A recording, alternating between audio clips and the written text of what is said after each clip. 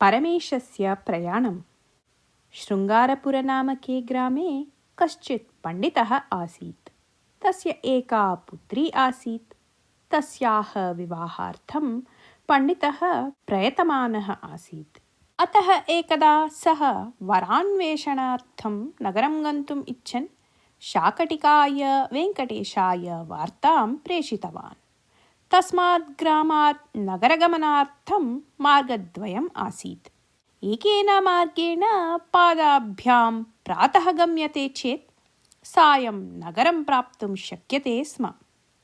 अपरेण मार्गेण शकटेन गन्तव्यम् आसीत्। तन्निमित्तं किञ्चित् व्ययः करणीयः आसीत्।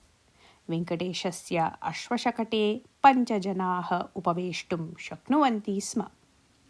यावत् 4 जनाः न लभ्यन्ते तावत् वेङ्कटेशः शकटं न चालयति स्म। यदि एकः एव गन्तुम् इच्छति तर्हि तेन 4 जनानां मार्गव्ययः दातव्यः आसीत्। पण्डितस्य गमनसमये अन्ये 3 नगरं प्रति प्रस्थिताः आसन्। अतः पण्डितः मुहूर्तं कमपि अदृष्ट्वा प्रयाणार्थं सिद्धः जातः। सः कांसस्य पेटिकां जलकलशं च स्वीकृत्य यदा गृहात् बहिः आगतः तावता वेङ्कटेशस्य शकटः अपि तस्य गृहस्य पुरतः आगतः। शकटस्य अधोभागे बिलम् इव किञ्चित् स्थलम् आसीत्।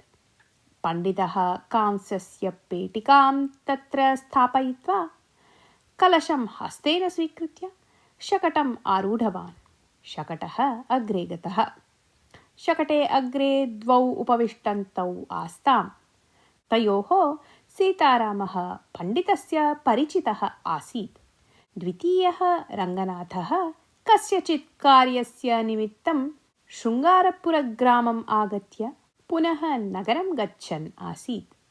पण्डितस्य पार्श्वे उपविष्टः परमेशः वृद्धः आसीत्। वाणिज्यसम्बन्धं कार्यं कर्तुं सः नगरं प्रति प्रस्थितवान् आसीत्। परमेशस्य पार्श्वे एव अपरा एका कांस्यपेटिका आसीत्। पण्डितः पादौ प्रसार्य यदा उपविष्टः तदा पेटिकायाः स्पर्शः जातः। तद्दृष्ट्वा परमेशः पेटिकायां देवमूर्तयः सन्ति, अतः पादस्पर्शं मा करोतु इति उक्तवान्। परन्तु पादप्रसारेण विना तत्र उपवेशनं कष्टकरम् आसीत्। अग्रे उपविष्टवन्तौ पादौ प्रसारितवन्तौ आस्ताम्। परमेशः अपि पादौ प्रसार्य उपविष्टवान् आसीत्। पादौ पुटीकृत्य दीर्घकालम् उपवेष्टुम् असमर्थः पण्डितः किञ्चित् समयानन्तरं परमेशम् उक्तवान्, स्वामी, भवतः पेटिकां किञ्चित् पार्श्वे स्थापयतु। एवम् उपवेशनं मम कष्टाय भवति। अहं पादौ प्रसार्य उपविशामि इति। तदा परमेशः पण्डितस्य समीपं पेटिकां नुन्नवान्। अनन्तरं पण्डितः हस्तौ पेटिकायाः उपरि स्थापयित्वा पादौ प्रसार्य सम्यक् उपविष्टवान्। तद्दृष्ट्वा परमेशः पेटिकातः हस्तौ निष्कासयतु इति पण्डितम् उक्तवान्। पण्डितः कोपेन एतौ पादौ न हस्तौ इति उक्तवान्। पेटिकायां विद्यमानानि वस्तूनि काचस्य सन्ति। भवान् पेटिकायाः उपरि भारं स्थापयति चेत् वस्तूनि भग्नानि भविष्यन्ति इति उक्तवान् परमेशः। स्वामिन्, एषा पेटिका कांसस्य खलु, अतः एतस्य अन्तः स्थितानि वस्तूनि भग्नानि सुलभतया न भविष्यन्ति इति पण्डितः विनयेन उक्तवान्। एतत् वचनम् अनङ्गीकुर्वन् परमेशः, कांस्यावरणं न तथा दृढम् अस्ति, अन्यच्च काचकवस्तूनि पेटिकायाः उपरिभागे एव सन्ति। सह प्रयाणिकेभ्यः कष्टदानम् उचितं न। कृपया भवतः हस्तौ अपसरतु इति उक्तवान्। तस्य तादृशं वचनं श्रुत्वा किं वक्तव्यम् इति पण्डितेन न ज्ञातम्। सः क्षणं यावत् विचिन्त्य, तर्हि भवता पेटिका षटकस्य अधोभागे स्थापनीया आसीत्। भवान् किमर्थं तत्र न स्थापितवान्? अत्र मम तु उपवेष्टुं कष्टं भवति इति उक्तवान्।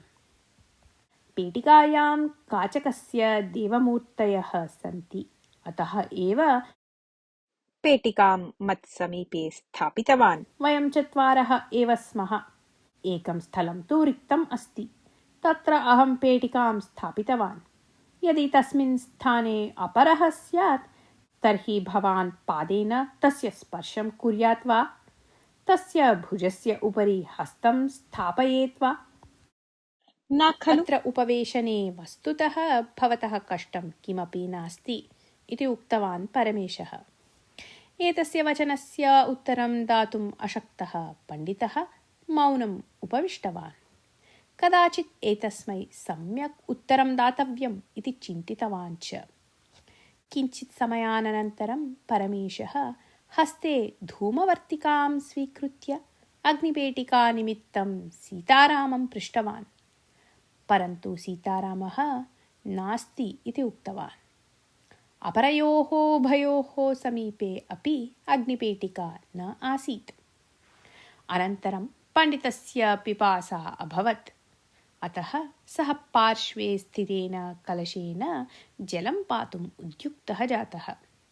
तदा परमेशः, स्वामिन्, चलति षटके उपविश्य जलं न पातव्यम्, यतः वायुना जलबिन्दवः इतस्ततः विकीर्णाः सन्तः अस्माकम् उपरि पतन्ति। तत्तु उच्छिष्टं जलं भवति, तत् वयं न सहामये, अतः तेन कलशेन जलं मा पिबतु इति उक्तवान्। मम अतीव पिपासा अस्ति, मया जलं पातव्यम् एव, अतः शकटं स्थगयतु इति उक्तवान् पण्डितः। तदा परमेशः, मया शीघ्रं गन्तव्यं, भवतः विषये अहं न चिन्तयामि, लघु लघु कारणैः शकटं स्थगयितुं न शक्यते, प्रयाणस्य अपि विलम्बः भविष्यति, अतः भवान् पिपासानिग्रहणं करोतु इति उक्तवान्। एतस्मात् कुपितः पण्डितः जलं न पीतवान्। शकटः किञ्चित् दूरं गतः आसीत्। तदा कश्चित् धूमपानं कुर्वन् आगच्छन् आसीत्। तं दृष्ट्वा पण्डितः परमेशं पृष्टवान्, स्वामिन्, कोऽपि धूमपानं कुर्वन् आगच्छन् अस्ति, शकटं स्थगयतु इति वदामि वा इति। तदा परमेशः सन्तोषेण शाकटिकम् उक्तवान्, शकटं स्थगयतु इति। अनन्तरं पण्डितः कलशं स्वीकृत्य शकटात् अवतीर्य, सः मम परिचितः इव दृश्यते, परन्तु पिपासया किमपि वक्तुं न शक्नोमि, जलं पिबामि वा इति परमेशं पृष्टवान्। शकटे चेत् जलपानार्थं मम आक्षेपः आसीत्, परन्तु मार्गे चेत् मम कोऽपि आक्षेपः नास्ति इति उक्तवान् परमेशः। पण्डितः जलं पीत्वा तस्य जनस्य समीपम् आगतवान्। यदा तेन सह पण्डितः सम्भाषणं कर्तुम् उद्युक्तः, तावता सः जनः एव, अये भवान् वा, दूरात् परिचयः न प्राप्तः, क्षम्यताम् इति वदन् धूमवर्तिकां दूरे क्षिप्तवान्। भवान् कीदृशं कार्यं कृतवान् भोः? धूमवर्तिकानिमित्तम् एव भवन्तम् आहूतवान् आसम् अहम् इति वदन् पण्डितः परमेशस्य आवश्यकतां तं जनं निवेदितवान्। एवं वा, सा प्रसिद्धा धूमवर्तिका अस्ति, तत्रत्यः अग्निः शीघ्रं न शाम्यति, धूमवर्तिका पार्श्वे एव पतिता अस्ति, दास्यामि वा इति पण्डितं पृष्टवान् सः जनः। तदा पण्डितः, भूमौ पतितां धूमवर्तिकां दास्यति वा? भवतः बुद्धिः अस्ति वा इति उक्तवान्। स्वामिन्, ये धूमपानं कुर्वन्ति तेषां बुद्धिः सम्यक् न भवति एव, तादृशः अनुभवः ममापि अस्ति।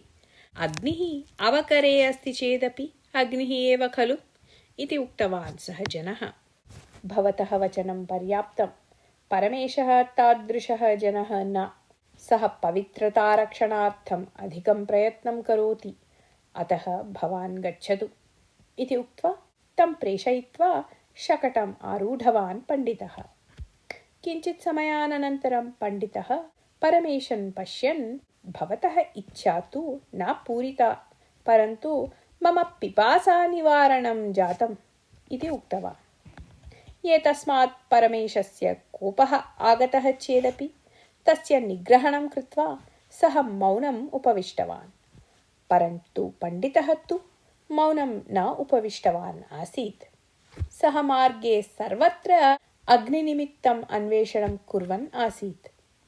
किञ्चित् अग्रे गमनानन्तरं कश्चित् घटेन अग्निं नयन् तेन दृष्टः। परन्तु सः होमाग्निः आसीत्। अतः तेन अग्निना धूमवर्तिका न ज्वालनीया आसीत्। अग्रे कश्चित् स्थालिकया अग्निं नयन् आसीत्, परन्तु तेन अग्निना मांसं पक्ववन्तः आसन्। सः अग्निः अपि पण्डितेन न स्वीकृतः। मार्गे कमपि शिलाखण्डं पश्यति चेत् तेन अग्निं ज्वालयितुं शक्यते वा इति प्रयत्नं करोति स्म पण्डितः। अनन्तरं पण्डितः पुनः इतोपि अधिकं जलं पीत्वा मम तु पिपासानिवारणं जातं, परन्तु भवतः अग्निप्राप्तिभाग्यं न स्यात् इति परमेशम् उक्तवान्। एवं मार्गे सर्वत्र अग्निप्राप्तिनिमित्तं पण्डितेन क्रियमाणं प्रयत्नं दृष्ट्वा शाकटिकः वेङ्कटेशः उभौ प्रयाणिकौ च आश्चर्यम् अनुभवतः स्म। परमेशः पण्डितं पीडितवान् चेदपि तस्य निमित्तम् एव किमर्थं पण्डितः क्षमं स्वीकरोति इति ते आश्चर्यम् अनुभवन्ति स्म। परमेशः तु चिन्तितवान् यत् पण्डितः जलपानार्थम् एव एतादृशं नाटकं कुर्वन् अस्ति इति। अन्ते पण्डितः कस्माच्चित् प्रयाणिकात् अग्निपेटिकां प्राप्तवान्। सः प्रयाणिकः पण्डितम् उक्तवान्, स्वामिन्, मम समीपे अपरा अग्निपेटिका अस्ति। एताम् अग्निपेटिकां भवान् एव स्थापयतु। प्रयाणे कदाचित् एतस्याः आवश्यकता भवेत् इति। पण्डितः अग्निपेटिकां स्वीकृत्य शकटम् आरूढवान्। अग्निपेटिकां परमेशाय दत्तवान् च। तदा परमेशस्य उत्साहः वर्णनातीतः आसीत्। सः उत्साहेन धूमवर्तिकां मुखे स्थापयित्वा अग्निशलाकां निष्कासयन् आसीत्। तदा पण्डितः, स्वामिन्, भवान् धूमवर्तिकां ज्वालयन् अस्ति इति मम भाति। धूमवर्तिकायाः धूमः मह्यं न रोचते इति परमेशम् उक्तवान्। तर्हि क्षणं यावत् शकटं स्थगयतु। धूमपानार्थं मम प्रबला इच्छा अस्ति इति उक्तवान् परमेशः। भवतः विषये अहं न चिन्तयामि। मया शीघ्रं गन्तव्यम् अस्ति। लघु लघु कारणैः शकटस्थगनम् उचितं न भवति इति उक्तवान् पण्डितः। तदा परमेशः कोपेन, पिपासासमये जलपानार्थं यानं स्थगितवान् भवान् इदानीं किमर्थं यानं न स्थगयति इति पृष्टवान्। सः प्रयाणिकेभ्यः कष्टं न दातव्यम् इति भवता एव उक्तम् अस्ति। भवता यथा चिन्तितं तथा नास्ति वस्तुस्थितिः। अहं जलपानार्थं कदापि शकटं न स्थगितवान्। भवतः अग्ने आवश्यकतानिमित्तं भवतः अनुमतिं पृष्ट्वा एव अहं शकटं स्थगितवान्। परन्तु भवान् इदानीं धूमपानानिमित्तं शकटं स्थगयन् अस्ति इति उक्तवान् पण्डितः। तदा परमेशः, धूमवर्तिकागन्धम् अनिच्छन् भवान् किमर्थं कष्टेन अग्निपेटिकां सम्पादितवान्? धूमपानाय या उपयोक्तुं न शक्या तस्याः प्राप्तिः किं वा प्रयोजनम् इति कोपेन पृष्टवान्। मम अनुपस्थितौ धूमपानं कर्तुम् अग्निपेटिकायाः उपयोगः भविष्यति। पण्डितस्य तु स्पर्धागुणः भवेत् एव। भवान् बहुषु विषयेषु माम् अधिक्षिप्तवान् आसीत्, अतः एकस्मिन् विषये वा भवतः अधिक्षेपं कर्तुम् अवकाशः प्राप्तव्यः इति उद्देशेन अहं प्रयत्नपूर्वकम् अग्निपेटिकां सम्पादितवान् इति उक्तवान् पण्डितः। एतत् वचनं श्रुत्वा शकटे स्थिताः त्रयः अपि हसितवन्तः। परमेशः लज्जया शिरः अवनमितवान्। कथा समाप्ता।